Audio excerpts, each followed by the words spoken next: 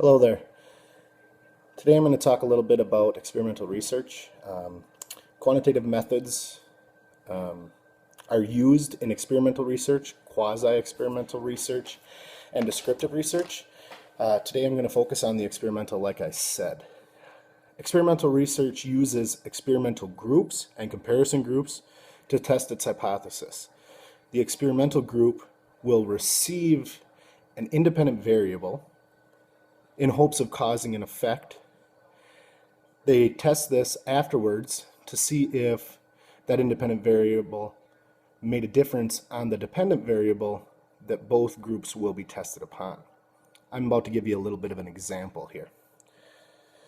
My hypothesis before my experimental research was that students receiving the Read Naturally intervention will improve at a higher rate than comparable students not receiving the intervention.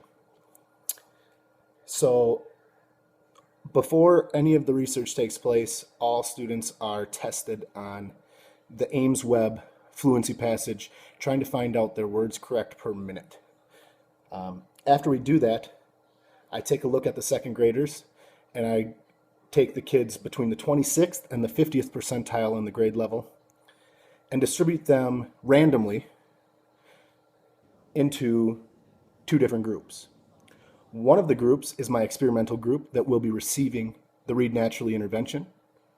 The other group is my comparison group that will not receive the intervention.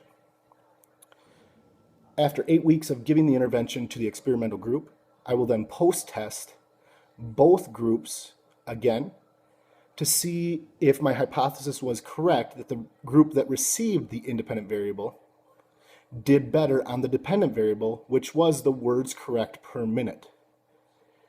If I find that it is, and I have a big enough sampling, I can consider this a valid hypothesis/research.